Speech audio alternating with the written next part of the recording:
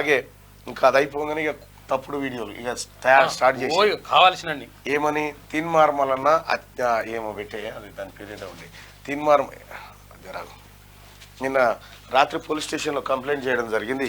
KT Ramarao and Jagadishwar Reddy PA మరికొంతమంది గ్రూప్లలో సమాచారం కూడా తెప్పిస్తా ఉన్నాం.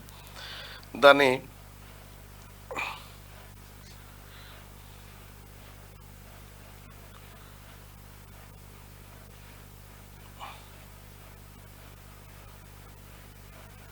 ఇగో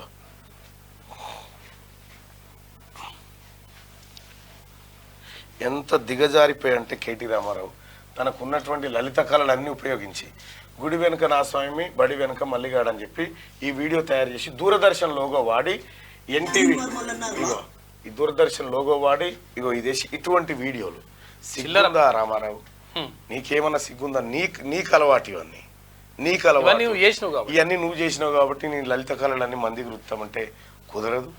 ఖచ్చితంగా నీ మీద రాత్రి ఎఫ్ఐఆర్ చేయించినాం. ఎట్టి పరిస్థితిలో ఎవరైతే ఇగో ఇంకోటి ఇప్పుడు బీజేపీ రాష్ట్ర ఇగో 24 న్యూస్ అట అది ఎవరో హిందీది వాళ్ళ లోగోలు పెట్టి దూరదర్శన్ లోగో మార్ఫింగ్ చేసి ఆ తర్వాత ఆర్టీసీ లోగోలు మార్ఫింగ్ చేసి మీరు చెప్తా ఉంటారు కదా తీన్మార్మలన్న మార్ఫింగ్ చేస్తా. ఇక ఇది మీ బతుకు, బీఆర్ఎస్ నాయకుల బతుకు ఇది. మీరు పరిపాలనను కూడా మార్ఫింగ్ చేసి నడిపించారు 10 ఏళ్ల కాలం పాటు. అందుకే మిమ్మల్ని ప్రజలు పాతాళంలో తొక్కిరు. ప్రజలారా ఒకటి చెప్తా ఉన్నా, ఈ సన్నాసులకు ఈ తీన్మార్మలన్న ఏందో ఈ ప్రజలకు తెలియదా? ఈ వీడియోలు ఎత్తే తీన్మార్మలన్నట ఎవరో కాంగ్రెస్ పార్టీ నాయకురాలను ఇట్లా పట్టుకున్నాడట, దొరికిపోయిందట. ఇక గివి వాళ్ళ కథ. ఇంత చిల్లరగాల అరే నీతిగా యుద్ధం గెలిచే సత్తా లేనప్పుడు పోటీ చేయకండి రా బాబు. నీతిగా యుద్ధం గెలిచే సత్తా మీ దగ్గర లేనప్పుడు పోటీ చేయకండి. తీన్మార్మలన్న ఏందో తీన్మార్మలన్నకు తెలియదా? ఇంక ఇవే కాదు ఇంకా చాలా వదులుతాయి. అయితే నేను ప్రజలకు కూడా రిక్వెస్ట్ చేస్తున్నా, వాట్సాప్ గ్రూప్లలో ఎవరైతే షేర్ చేస్తారో ఆ స్క్రీన్ షాట్ని క్యూ న్యూస్ ఆఫీస్కి పంపించండి.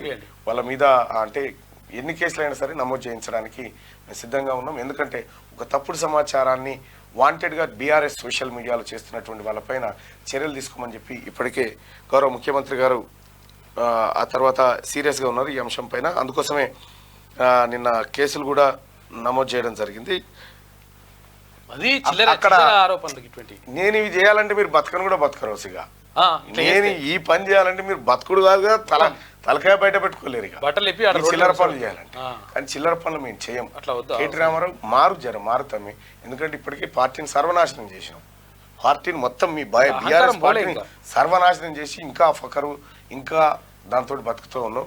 26 లక్షల ఉద్యోగాలు ఇచ్చిన చెప్తున్నాడు నిన్న. అవు 26 లక్షల ఉద్యోగాలు, 26 లక్షల ఉద్యోగాలు అంటే పబ్లిక్ అన్నట్టు వీళ్ళే. చాలా మందికి ఓటు ఎట్లేయాలనేటువంటిది కొద్దిగా అవగాహన తెలియదు. అయితే ఇక్కడ ఏం లేదు, ఇది బ్యాలెట్ పేపర్ ఉంటుంది. భారత జాతీయ కాంగ్రెస్ అనేది ఇక్కడ ఉండదు, ఇక్కడ ఉంటుంది. ఇక్కడ ఫోటో ఉంటుంది. ఫోటో పక్కన ఇట్లా 1 నెంబర్ వేసి ఇప్పుడు బ్యాలెట్ పేపర్లో తీన్మార్మలన్న ఉంటుంది. ఇట్లా ఇది నమూనా బ్యాలెట్. ఈ రకంగా మనం దీని పక్క పొంటి 1 నెంబర్ ఆ డబ్బాలోనే వేయాలి. మళ్ళీ మీదికి కిందికి వేయకూడదు. ఆ డబ్బాలోనే వేస్తే అప్పుడు ఏమైంది ONE1 అని కూడా రాయొద్దు. రోమన్ అంకెల్లో రాయొద్దు. టిక్కులు పెట్టొద్దు. జై మల్లన్న పోయినసారి జై మల్లన్న అని రాసి అట్లా కొంత పోయింది. ఇప్పుడు 1 నెంబర్ మాత్రమే వేయాలి. దయచేసి జస్ట్ నెంబర్ ఒకటి వేస్తే సరిపోతుంది. ఒకటి వేస్తే సరిపోతుంది. గీత పెట్టాలి. అది కూడా మన పెన్ను కాదు, వాళ్ళే ఇస్తారు. అధికారులు ఇచ్చిన పెన్ను తోటే వాడాలి.